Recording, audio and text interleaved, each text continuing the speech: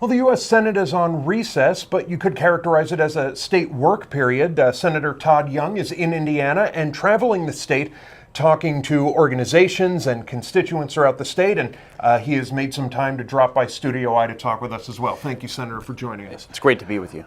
Much of the federal focus right now is on tax reform. So where do we stand on that right now? And more importantly here, what do Indiana businesses need to know about the process right now? So the president, of course, has unveiled his tax plan. He did so right here in Indianapolis. Calls for a greatly simplified tax code with fewer rates, lower rates, one that will benefit small businesses, large businesses, and most importantly, rank and file Hoosier workers and those beyond our borders. Where we stand in terms of process is the budget has passed the House. We have it all teed up in the United States Senate, and that budget provides instructions to the tax writing committees to fill in the details and hopefully produce a work product that all of us can get behind. So when you look at in Indiana business, is this a plan you think is overall a positive when you look at, obviously manufacturing heavy, life sciences, growing tech? Is this something that you think can be beneficial across the board? Absolutely. I mean, I'm hearing from Indiana businesses in every corner of this state, whether it's GE Aviation in Lafayette or Ben's Soft Pretzels in Goshen. They want tax reform. They haven't had it in 30 years. Our smaller businesses, like Ben's Soft Pretzels, pay over half their profits away to various levels of government in the form of taxes. Our larger enterprises are suffering under the highest corporate tax rate in the industrialized world. So that's no way to create Hoosier jobs. That's certainly no way to free up businesses to invest in human capital and the hard capital that allows our workers to earn higher wages. And as a manufacturing state, in fact, the most manufacturing intensive state in the country, Indiana disproportionately pays a higher tax rate. It's harder for those manufacturing businesses to manipulate the code and end up paying a lower effective rate. So we can really stand to benefit in a big way from this tax reform. Another area that's obviously made a lot of headlines is in healthcare, and we've seen a few proposals come and go. But for a lot of companies, organizations, even health providers, uncertainty is as big an issue as anything. So what is the message to them right now as far as what they can expect moving forward? Well, there is a great deal of uncertainty that, of course, is a function of a healthcare system right now that is not sustainable.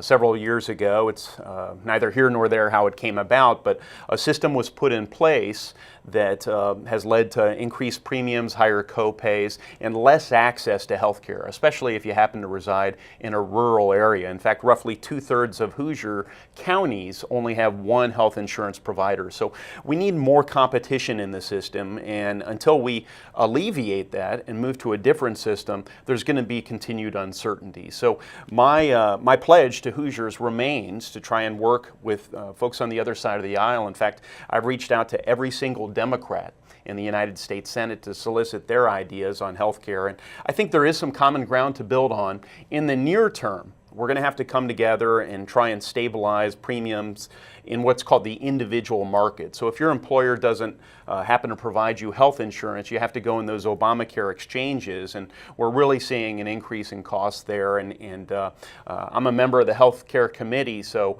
I'm trying to be part of those constructive conversations and put forward some solutions. Moving to some Indiana-specific issues, the $900 million South Shore Rail Line project is very much in federal hands right now. Is it? They're looking for some funding, some federal funding. I know you had the chance to briefly speak with the president about infrastructure needs, especially in various areas of this state. Talk about your focus there and where we stand.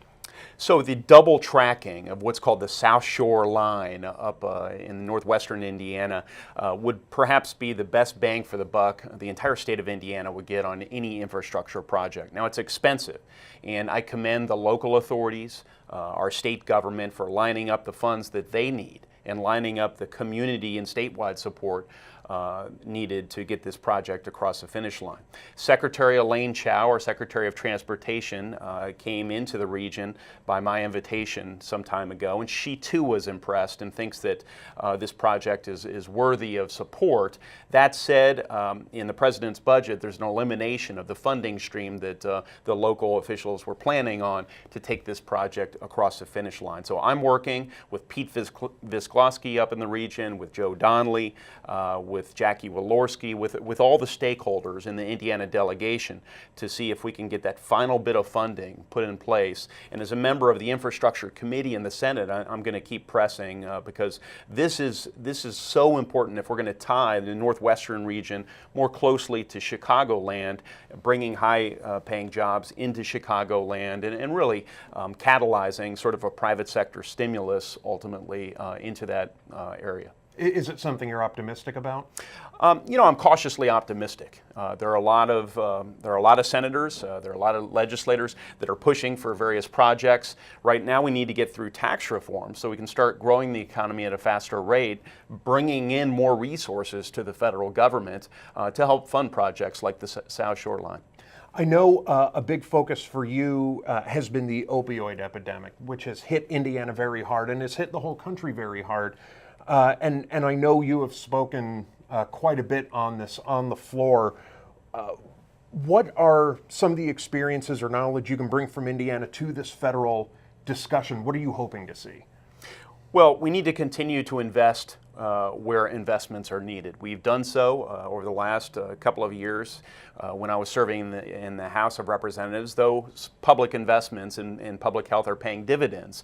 But my healthcare committee just heard from the head of SAMHSA, the head of mental health services at the federal level. We just heard from the head of the National Institutes of Health, and they indicate that more research is needed, not just into compounds or drugs that might help mitigate this situation, but also into interventions. What are best practices that can translate some of the research that's being done into actually improving lives? And so I think more experimentation is needed, both at the federal level and at the state and local level. We also need to do a better job of translating things that are working, say, in Allen County down to Union County, which I recently visited. Folks in Union County are doing some really creative things with very limited resources, but that information sharing process needs to improve, and I think the federal government has a role to play there.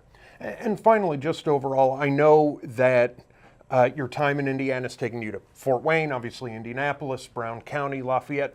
So you're getting to visit a lot of different types of areas. What are you hearing for the most part? I mean, I know that's a broad question, but the average Hoosier, what kind of concerns are you hearing? Are there broad themes? Absolutely. Set aside the petty partisan politics, work together wherever you can, and get things done. For me, if there was one message that the voters sent to people like myself last election, it was, look, we want to mix things up. And we're even willing to gamble on some unconventional candidates on account of the fact that we've got some incredibly pressing challenges that have been long neglected in this country. And it's time for people in the Senate, the House, and in the White House to roll up their sleeves and get them done. And so that's why I've committed myself to tirelessly travel every corner of this state, stay in touch with Hoosiers so that can inform the projects I work on and the votes I cast. Well, I know that will continue over the next few days before you head back to Washington, D.C. I believe you said next week. That's right. So we appreciate you taking the time here. Senator Todd Young at Inside Indiana Business in Studio I. Appreciate it. Thanks so much.